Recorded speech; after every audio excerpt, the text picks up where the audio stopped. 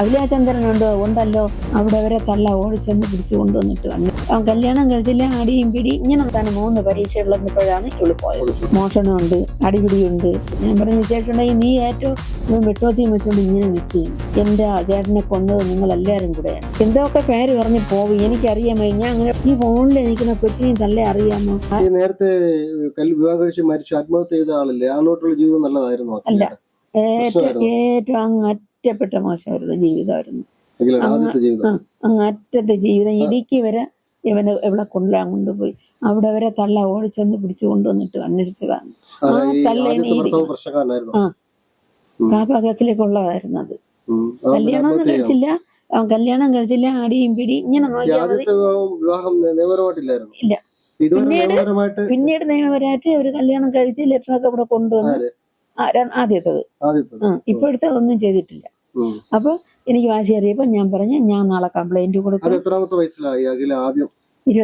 വയസ്സില് ഓടിപ്പോയായിരുന്നു. ഡിഗ്രിക്ക് 3ാമത്തെ വർഷം പരീക്ഷ 3-4 എണ്ണം എഴുതി അവസാനം 3 പരീക്ഷ ഉള്ളപ്പോഴാണ് ഇവള് പോയത്.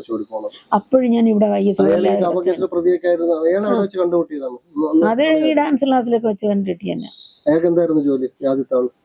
എന്റെ പൊന്നു മക്കളെ, മോഷണമുണ്ട്, അടിപിടിയുണ്ട്, വെട്ടും കുത്തുണ്ട്. ഇങ്ങനെ നോക്കിയത് എന്തിനാ നീ നോക്കണത്? പിന്നെ ഉന്തലായി തള്ളലായി, അവിടെ വഴക്കായി, അടിയായി, കേസായി. അറിയാമോ? എനിക്കറിയാമോ അതിനെ പറ്റിയൊന്നും. അന്വേഷിച്ച് ഇവളിവിടെ കരച്ചിലും വിളിച്ചിലും പാഴ്ചലും ആയി. ഇതിരെ പോലീസില്, പാലോട് പോലീസില്, നെടുമങ്ങാട് പോലീസിൽ എല്ലായിടവും വിളിച്ചറിച്ച് കരഞ്ഞ് വിളിച്ചവള് പോലീസ് സ്റ്റേഷനിൽ ചെറിയ ഒരു ആഴ്ചയിലൊരു ജോലിയുണ്ട് വെക്ക്. എന്തിരുന്നാ അതിന് പറയും, അതിന് പോവും. അപ്പോഴും പറഞ്ഞു റീന നീ കരയരുത്, വിളിക്കരുത്, നീ സമാധാനപ്പെട്ട് ഞങ്ങൾ എല്ലാരും ഉണ്ട് എന്ന് പറഞ്ഞ് കൊണ്ടുവന്ന്. അപ്പോഴ് 12 മണിക്ക് പോലീസ് വണ്ടി ഇവിടെ വരുമെന്ന് പറഞ്ഞു. ഇവിടെ വരുമ്പോ ഈ നാട്ടുകാർ എങ്ങനെ പ്രതീക്ഷിക്കാവളാ? എന്റെ മോളെ മാപ്പിള മരിച്ച് 6.5 വർഷമായി. ഇപ്പൊ മൂത്തമ്മൻ പോകൂല. അവന്റെ അടുത്ത് ഞാൻ പറഞ്ഞു മക്കളെ, അമ്മയെ ഒറ്റയ്ക്ക് വിടല്ലേ. അവ ഇവിടെ വരൂല, അവൻ വന്നാലും അവിടെ നിൽക്കുള്ളൂ, ഇഞ്ഞങ്ങ് കയറൂല. എന്നാ എന്റെ അടുത്ത് അവന് വലിയ കാര്യവുമാണ്. അവിടെ നിൽക്കും. അമ്മാമ്മ കള്ളിപ്പാറ, നന്നിയൂർ കള്ളിപ്പാറ, മീൻമുട്ടിക്ക് അടുത്ത്. ഞാൻ അവിടെ പോയിട്ടില്ല. 3 മാസമൊക്കെ അവിടെ നിന്നിട്ട് ഒരു ദിവസം എന്നോട് പറഞ്ഞ് അമ്മാമ്മ ചന്ദനയ്ക്ക് വിശേഷമുണ്ട്. ഞാൻ പറഞ്ഞു വിശേഷം ഉണ്ടെങ്കിൽ നീ ഏറ്റവും, എന്നെ കൊണ്ട് പറ്റൂല, നീ അല്ലേ എന്നെ വരുത്തിയത്, നീ ഏറ്റവും എന്ന് പറഞ്ഞു. ഞാൻ നോക്കിക്കൊള്ളാന്ന് പറഞ്ഞു. അത് ഇവിടെ ഇല്ല. അപ്പോഴത്തേക്ക് ഒന്നും വേണ്ടിട്ട് അപ്പോഴത്തേക്ക് അവൻ പറഞ്ഞു ഞാൻ നോക്കിക്കൊള്ളാന്ന് പറഞ്ഞിട്ട് അവളെ അച്ഛന്റെ വീട്ടിൽ കൊണ്ടുപോയി സഹോദരിയുടെ അടുത്തുകൊണ്ടുവന്നാക്കി. അവിടെ നിൽക്കുമ്പോഴാണ്, അവിടെയും ചെന്ന് ഇവൻ വഴക്കുണ്ടാക്കി. അവിടെ നിൽക്കുമ്പോഴാണ് ഇവൻ തൂങ്ങിയത്. അവന്റെ അമ്മയ്ക്ക് 3-4 ആടുണ്ടായിരുന്നു. ഇവള് ആഴ്ച വെളിയിലൊക്കെ കിട്ടിയിട്ട് കുഴയടിക്കുമ്പോൾ പൊടിച്ചിട്ട് വന്നപ്പോൾ ഒരാട്ടിനെ കാണാനില്ല. ഇവനോട് ചോദിച്ചപ്പോൾ ഇവൻ വഴക്കുണ്ടാക്കി. ഇവൻ അതിന് ഫിറ്റ് മൊബൈൽ വാങ്ങിച്ചു. മൊബൈലിൽ നമുക്ക് കാണാനില്ല, കണ്ടുമില്ല. അതാണ്. അങ്ങനെ തള്ള കൊണ്ട് പാലോട് സ്റ്റേഷനിൽ പോലീസിൽ കേസ് കൊടുത്ത്. പോലീസ് ഇതുപോലെ വണ്ടിയും കൊണ്ട് മുറ്റത്ത് തടമാണ്. അവിടെ വന്നപ്പോ ഇവൻ വെട്ടോത്തിയും വെച്ചോണ്ട് ഇങ്ങനെ നിൽക്കുകയാണ്. അത് ഞങ്ങൾ ഫോണിലാണ് കാണുന്നത്, വെട്ടോത്തിയും വെച്ചോണ്ട് ഇങ്ങനെ നിൽക്കുന്നത്. അതിന് 3-4 ദിവസം കഴിഞ്ഞപ്പോഴാണ് തള്ളേരെ റൂമിൽ കയറി ഇവൻ തൂങ്ങിയത്. കുറച്ച് നാളങ്ങ് കഴിഞ്ഞപ്പോൾ ഇവള് പറയുമായിരുന്നു എന്റെ ചേട്ടനെ കൊന്നത് നിങ്ങൾ എല്ലാവരും കൂടെയാണ്. ഞാൻ കേട്ട് കൊന്നെങ്കിൽ അവൻ ഇവിടെ എവിടെയെങ്കിലും വന്നല്ലേ ചാവാനുള്ളത്. അവന്റെ അമ്മയുടെ റൂമിലല്ലേ.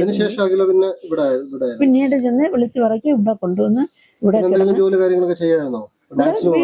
ഡാൻസിന് ഇവിടെ ഇല്ലായിരുന്നു. അറിയാൻ വയ്യ എനിക്ക് എന്താ ഡാൻസ് എന്ന് പറയും.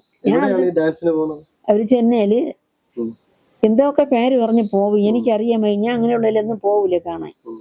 ഇങ്ങനെ പറയുന്നേ എനിക്കറിയാവൂ. ഞാൻ അത് പറഞ്ഞ് തീർത്തോട്ട് കൊച്ചിനെ ഞാൻ പറഞ്ഞ് കാശേരി ഞാൻ അപേക്ഷ എഴുതി 23-ാം തീയതി നെടുമങ്ങാട് പോലീസ് സ്റ്റേഷനിൽ ഇത്രയും പ്രായം കൂടി ഞാൻ സ്റ്റേഷനിൽ കയറുന്നത് ഇപ്പോഴാണ്. ഞാൻ കൊണ്ടുവന്ന് അപേക്ഷ കൊടുത്ത് കാര്യം പറഞ്ഞ് ആ സാറ് നമ്പർ ഉണ്ടോയെന്ന് ചോദിച്ചപ്പോൾ എനിക്ക് ഫോൺ ഉപയോഗിക്കണം ഇഷ്ടമില്ല, ഞാൻ എടുക്കയില്ല, വാങ്ങിക്കില്ല. എനിക്ക് മോള് വാങ്ങിച്ചു തന്നിട്ട് ഞാൻ അത് ഉപയോഗിച്ചിട്ടില്ല, എനിക്കത് ഇഷ്ടമേ ഇല്ല. അപ്പോൾ എൻ്റെ ഫോൺ നമ്പർ ചോദിച്ചു. ഞാൻ പറഞ്ഞു സാറേ എനിക്ക് ഫോണില്ല. കൊള്ളാം, ഈ ലോകത്ത് ആർക്കാണില്ലാത്തത്, എനിക്ക് ഇഷ്ടമല്ല, ഞാൻ വാങ്ങിച്ചില്ല. അപ്പം നമ്പർ ഉണ്ടോയെന്ന് കിട്ടി. ഇവൻ്റെ നമ്പര്, അവളെ നമ്പര്, എൻ്റെ മോളെ നമ്പരും ഉണ്ടായിരുന്നു. ഞാൻ എവിടെയെങ്കിലും വഴിയിലായി പോയാൽ ആരെങ്കിലും എൻ്റെ പേഴ്സോ കവറോ നോക്കിയാൽ അതെടുത്ത് വിളിക്കാൻ വേണ്ടിയാണ് ഇവൾ എനിക്ക് എഴുതി തന്നത്. അതെടുത്ത് കൊടുത്ത് വിളിച്ചപ്പം അവനാണ് ഫോൺ എടുത്തത്. അപ്പോൾ കേട്ട് ഹലോ, ഒരു മാതിരി ഒയ്യാരത്തിൽ കേട്ട് ഹലോ എന്ന് കേട്ട്. അപ്പം പറഞ്ഞ് ഞാൻ പോലീസ് സ്റ്റേഷനിൽ നിന്ന് വിളിക്കുകയാണ്. എന്ത്? അത് ഇവിടെ ഒരു പരാതി വന്നിട്ടുണ്ട്. ആര് തന്ന്? അതൊരു സുമതി ഇവിടെ കൊണ്ട് തന്നു. എന്തിന്? അതെനിക്കറിയാൻ വയ്യ. അഖില ഉണ്ടോ? അഖിലാചന്ദ്രനുണ്ടോ? ഉണ്ടല്ലോ. ഒന്ന് കൊടുക്കുവോ? കൊടുക്കാൻ ബുദ്ധിമുട്ടുണ്ടല്ലോ? ഉണ്ടോ? ഇല്ല, കൊടുക്കാന്ന് പറഞ്ഞ് അവളുടെ അടുത്ത് സംസാരിച്ചപ്പോ അവള് പറഞ്ഞു അവള് ഡാൻസ് ആടിക്കൊണ്ടിരിക്കുന്നു. പറഞ്ഞേ അരികെ തീ എത്തിച്ചാണ്. ഇതങ്ങനെയായി കൊടുത്ത്.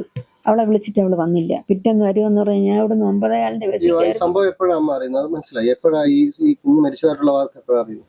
രാത്രി 9:05 ആയി. അത് ഈ വീട്ടിലെ ഷൈല പെരുന്നാളായോണ്ട് അവള് കൊല്ലത്ത് പോയി. 2 പിള്ളേരെയും കൊണ്ട് അവള് കൊല്ലത്ത് പോയി. സ്കൂള് തുറന്നാൽ അവൾക്ക് വരാൻ പറ്റൂലെന്ന് പറഞ്ഞു. അത് ആ വീട്ടിലെ 2 ചെറുക്കന്മാര് അവര് പറഞ്ഞത്. ആ വീട്ടിലെ 2 ചെറുക്കന്മാര് ആറ്റമ്പുറത്തുള്ള ഒരു പയ്യൻ വിളിച്ചു കേട്ടിടാ, ഈ ഫോണിൽ നിൽക്കുന്ന കൊച്ചിനെയും തള്ളേ അറിയാമോ? അറിയാടാ. ആരടാ? ഒരു നമ്പർ ഇത് അയച്ചു കൊടുത്ത്, വീഡിയോ അയച്ചു കൊടുത്ത് കണ്ട്. ഇടാ എന്റെ വീട്ടിന്റെ താഴെ താമസിക്കുന്നടാ, എനിക്ക് അറിയാടാ എന്ന് പറഞ്ഞ് ഈ ചെറുക്കന്മാര് തള്ളേരുടെ പറയാതെ ആ 2 ചെറുക്കനും വേറെ 2 ചെറുക്കന്മാരും കൂടെ കരിക്കുഴിയിൽ പോയി. കരിക്കുഴി ചെന്ന് അന്വേഷിച്ചപ്പോ അവിടെ ആരും ഇല്ല. അമ്മ എങ്ങനെ അറിഞ്ഞത്? ഞാൻ പറഞ്ഞു തരട്ടെ. അവിടെ ചെന്ന് അന്വേഷിച്ചിട്ട് വന്നില്ല. ഈ പയ്യന്മാര് തിരിച്ചു വന്ന് തള്ളേരുടെ അടുത്ത് പറഞ്ഞു. തള്ള ഈ ഷൈലേക്ക് ഫോൺ ചെയ്ത് കൊല്ലത്ത് നിൽക്കണം. എനിക്ക് ആ അവിടുന്ന് അടപ്പ് എനിക്ക് ഇതുവരെ മാറിയിട്ടില്ല. എനിക്ക് അതെ, എനിക്ക് ആ അടപ്പ് ആയിരിക്കാം, ഉറപ്പാണ്. അല്ല, ആയിരുന്നു. അതല്ലെങ്കിൽ ഇങ്ങനെ വരൂലല്ലോ.